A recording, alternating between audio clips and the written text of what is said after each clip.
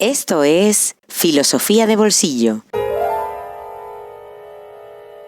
el podcast para aprender filosofía en cualquier lugar. Presentado por Diego Chivilotti.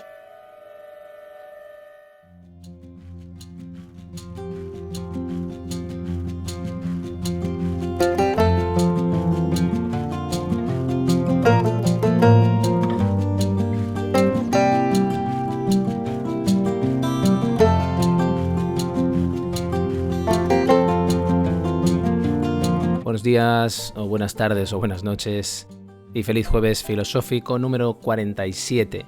Llegamos al número 20 ya de esta segunda temporada y va dedicado a Miguel Luna. Gracias, Miguel, por estar detrás de Filosofía de Bolsillo y hacerlo posible otra semana. Una semana que nos va a conducir por fin a las teorías del contrato social. Han sido 7 los episodios dedicados a preparar el paso que vamos a dar, así que siempre se podría estar más preparado, pero no podemos decir que no lo hayamos hecho. Comenzamos con un divorcio en las raíces de nuestra filosofía política, es decir, por la ruptura entre ética y política, que tiene su momento paradigmático en Nicolás Maquiavelo. De la mano de Max Weber nos acercamos al concepto de poder y vimos su relación con la ley. Una lectura de Benjamin Constant nos sirvió para hablar del concepto de libertad en las democracias modernas, para conocer las aportaciones del cristianismo respecto a la filosofía política de la antigüedad. Echamos un vistazo a la Edad Media y al pensamiento político de Agustín de Hipona. Avanzamos en la transición hacia la modernidad con Maquiavelo y Bodino, dos autores que tienen un pie en la antigüedad y miran hacia ella para elaborar teorías políticas modernas.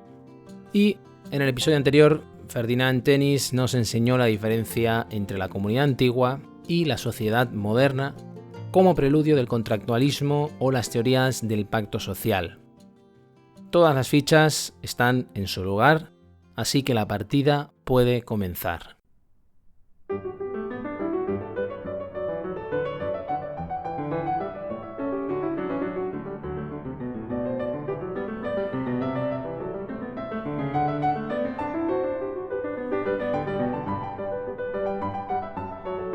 En ese episodio dedicado a Bodino, apareció por ahí la voluntad ligada al concepto de soberanía, eso sí, como precedente remoto del contractualismo. ¿En qué consiste, por lo tanto, este contractualismo o teoría del contrato social? Pues consiste en muchas cosas porque, como suele pasar, es una etiqueta que le ponemos a un conjunto de autores, a un conjunto de ideas para poder estudiarlo mejor, para poder entender un momento y una formulación de unas ideas políticas que van a definir la modernidad y la posteridad.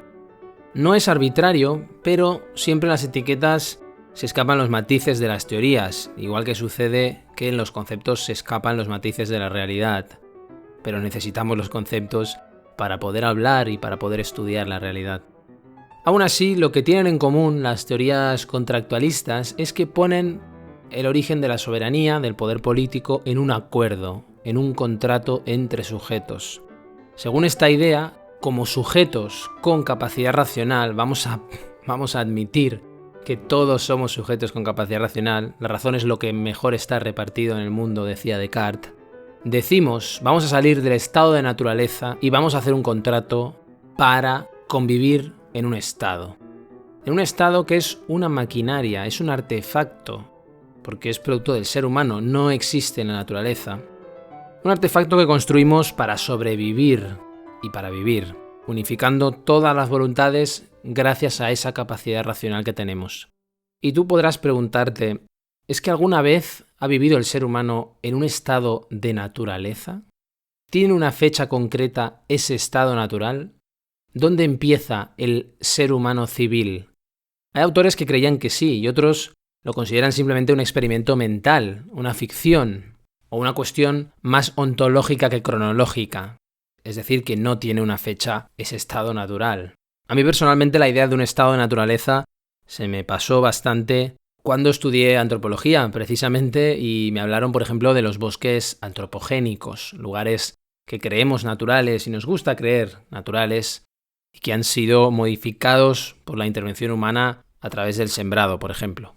En cualquier caso, En el contrato social es fundamental el aspecto jurídico, sobre todo. El hecho de que hablemos de un derecho positivo que hace racionales las relaciones entre seres humanos. Relaciones que siempre están a punto de caer en la irracionalidad. El límite, la línea que separa la racionalidad de la irracionalidad es muy fina, especialmente cuando nos relacionamos con los demás. Solo hay que ir unos minutos en transporte público o en coche en una hora punta de una ciudad cualquiera y mínimamente habitada. Y también ese derecho positivo que le da fuerza jurídica a las órdenes y le da fuerza jurídica al Estado.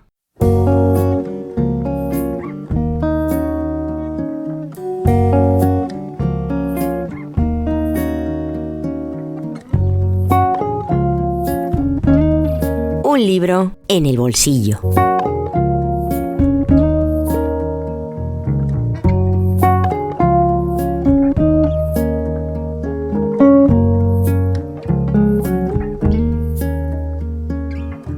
Si los inquisidores y censores actuales leyeran el segundo volumen de estos Parerga y Paralipómena, de los que ya hablé la semana pasada cuando hablé del primer volumen, procederían a prohibir Schopenhauer de inmediato y todo lo que recuerde a él.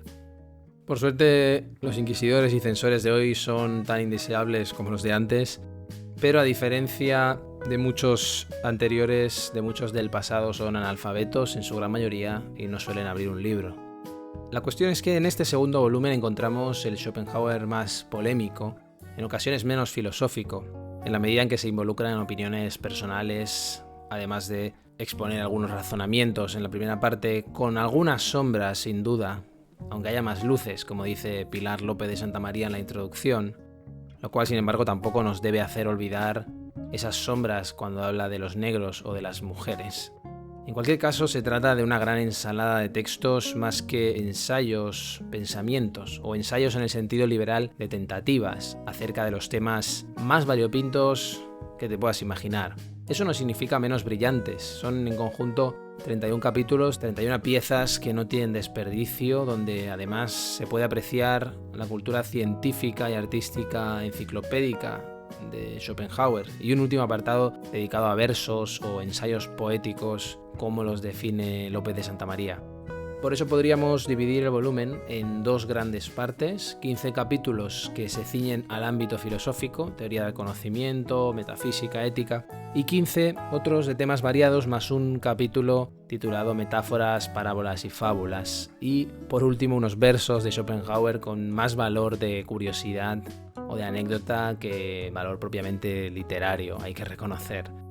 Ya el primer capítulo es una lección magistral de lo que significa la filosofía y ser filósofo, que nos haría descartar fácilmente, a ojo, al 80% de los que van por el mundo diciendo que son filósofos. A partir de ahí aborda diferentes ámbitos de la filosofía.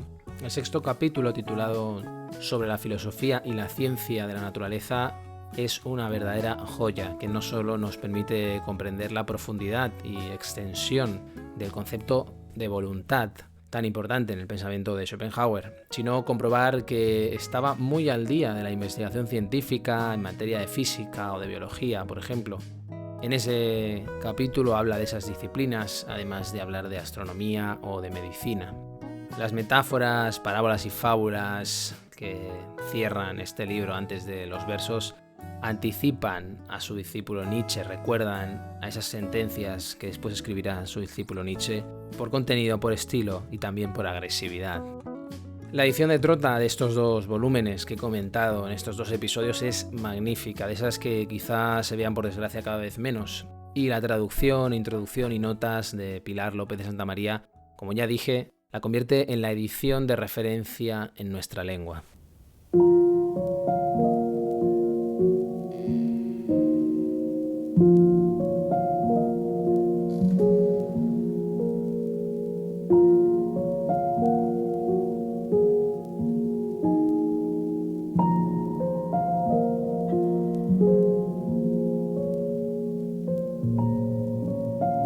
Los dos primeros requisitos para filosofar son estos. Primero, tener la valentía de no guardarse ninguna pregunta en el corazón. Y segundo, llevar a la conciencia clara todo lo que se entiende por sí mismo, para concebirlo como problema. Por último, para filosofar realmente el espíritu ha de estar verdaderamente ocioso. No debe perseguir ningún fin, ni por lo tanto estar guiado por la voluntad, sino que ha de entregarse por entero a la enseñanza que le imparten el mundo intuitivo y la propia conciencia. Los profesores de filosofía, en cambio, están atentos a su provecho y ventaja personales y lo que a ellos conduce. Ahí se encuentra su celo. Por eso no ven en absoluto tantas cosas que están claras, ni reflexionan siquiera una sola vez sobre los problemas de la filosofía. Arthur Schopenhauer. Parerga y Paralipómena, segundo volumen. Editorial Trota.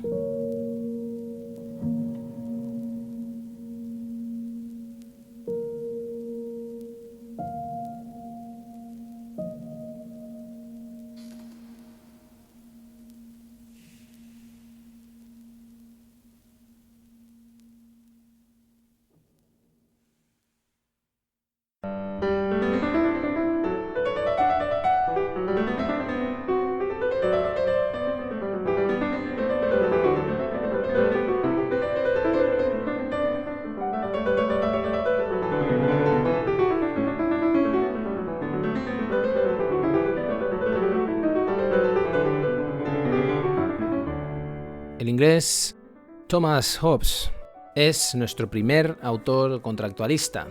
Es uno de los grandes representantes del liberalismo conservador, además. Nacido en 1588, según cuentan, su madre tuvo un parto prematuro del susto que le produjo la llegada de la Armada Invencible española a las costas británicas en ese ataque organizado desde la corte de Felipe II para derrocar a la reina de Inglaterra Isabel I. El miedo al que llamó su gemelo fue importante en su nacimiento y será muy importante en su pensamiento y su teoría política, como veremos. Hobbes pudo disfrutar de una buena formación clásica y de algo además que enriquece mucho, que es tener contacto con los principales filósofos de la época, como es por encima de todos el caso de Francis Bacon. Además de viajar y conocer a figuras como Galileo en Florencia o Descartes en París, participando de los salones, casi nada. De hecho, como René Descartes es un gran admirador de las matemáticas y su potencial como modelo para la filosofía. Además de ese interés por las matemáticas y por la ciencia, va a haber otra constante en la vida y la obra de Hobbes, que es el pesimismo antropológico, que le hace desconfiar de la naturaleza humana. El ser humano no es bueno por naturaleza. Ya sabemos que en filosofía política eso normalmente quiere decir tener una visión conservadora, desconfiar de una excesiva participación política sin mecanismos de control y de un régimen como la democracia que se basa en la opinión de la mayoría. Hay que tener en cuenta que Hobbes vive un contexto muy turbulento políticamente, lo que le hace preocuparse cada vez más por cuestiones de teoría política, aunque tiene un pensamiento muy rico en muchos ámbitos diferentes.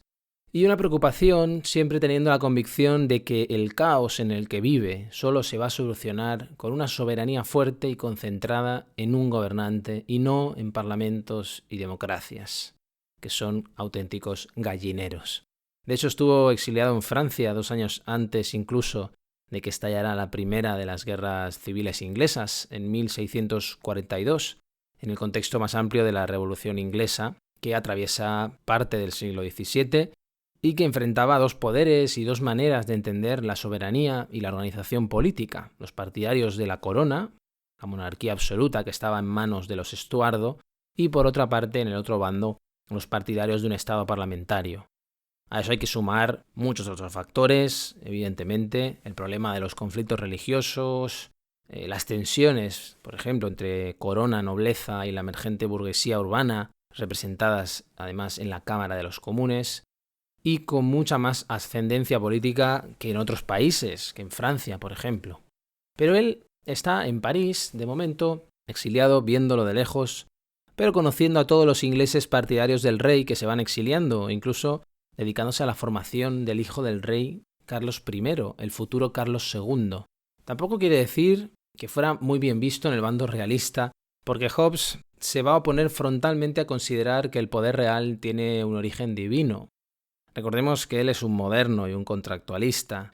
La teología la separa de la ciencia política. En ese contexto, él publica un ensayo en inglés titulado Leviatán, destinado sobre todo a explicar por qué los súbditos tienen que someterse al gobierno que les protege, explicando el vínculo entre la protección y la obediencia.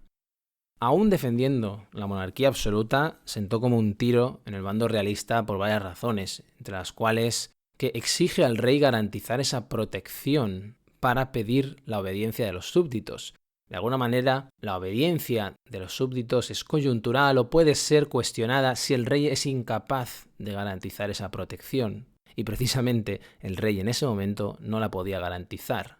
Eso sin contar el escándalo que levantaba su pensamiento en el seno de la Iglesia Católica.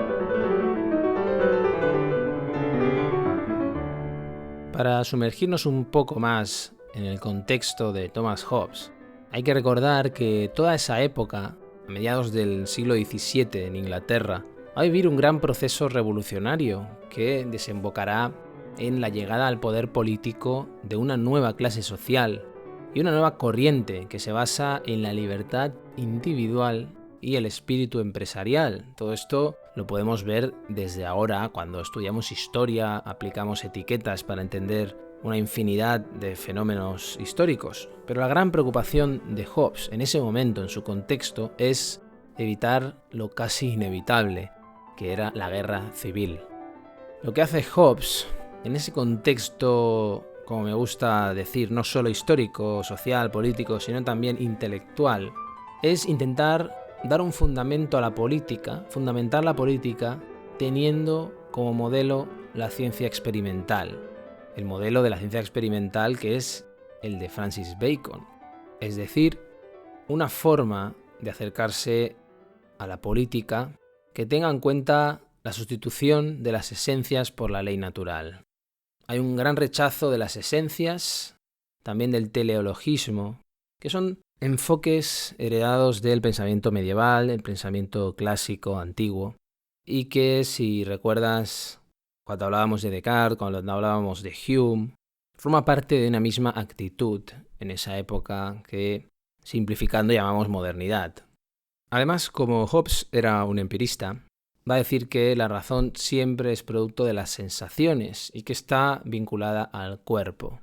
No solo el ser de las cosas sería material, sino incluso el ser de los hombres también es material.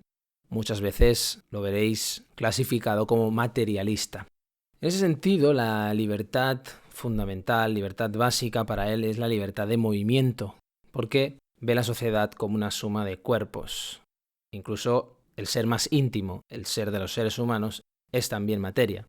Y la libertad de conciencia, frente a esa libertad de movimiento, la arrincona, la aparta y la identifica con el ámbito religioso, un ámbito diferente al ámbito del que se debe ocupar la política.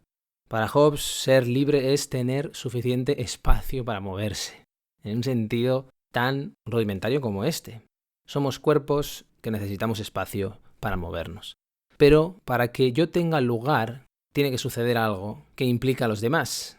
Porque para que yo me pueda mover, los otros me tienen que dejar un lugar.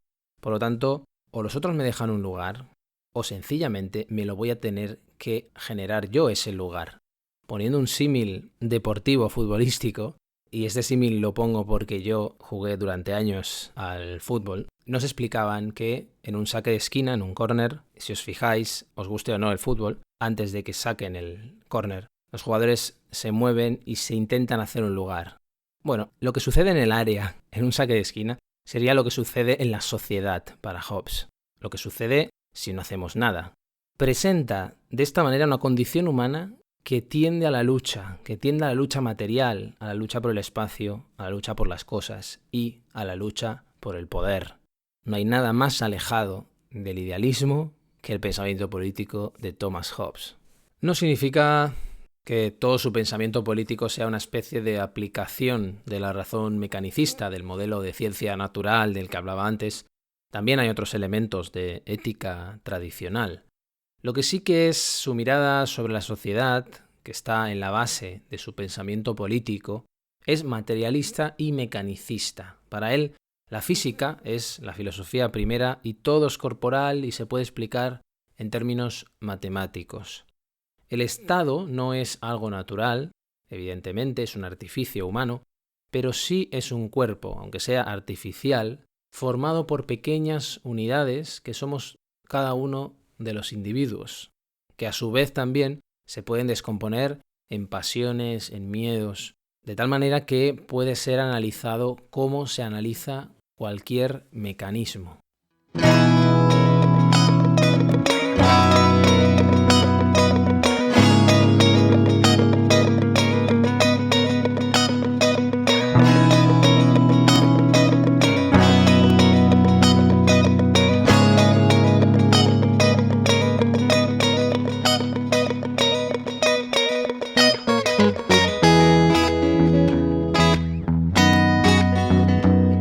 Filosofía de Bolsillo existe gracias a ti.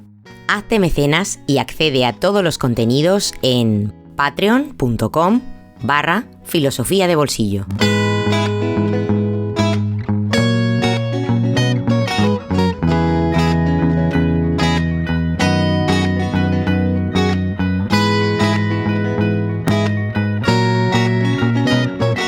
Y aquí termina este episodio que nos hace cruzar la mitad de la temporada. Un episodio, como decía, dedicado a Miguel por apoyar Filosofía de Bolsillo, por ser uno de esos mecenas que están haciendo posible este proyecto. Y un episodio que nos ha permitido entrar ya en contacto con el primero de los contractualistas, con Thomas Hobbes, con el que vamos a continuar la próxima semana. Un autor que tenía una visión pesimista de la naturaleza humana, que nos hablaba de la naturaleza egoísta del ser humano y la necesidad que tenemos de regular nuestra vida en sociedad. Una cuestión que era de actualidad en el siglo XVII y que sigue siendo de actualidad, por supuesto, en el siglo XXI. Por eso te esperaré la próxima semana para seguir pensando juntos el contrato social, el pensamiento de Hobbes y cuestiones que nos siguen afectando a todos. Muchas gracias por estar ahí, muchas gracias por apoyar Filosofía de Bolsillo. Nos vemos aquí como siempre, la próxima semana. Hasta pronto.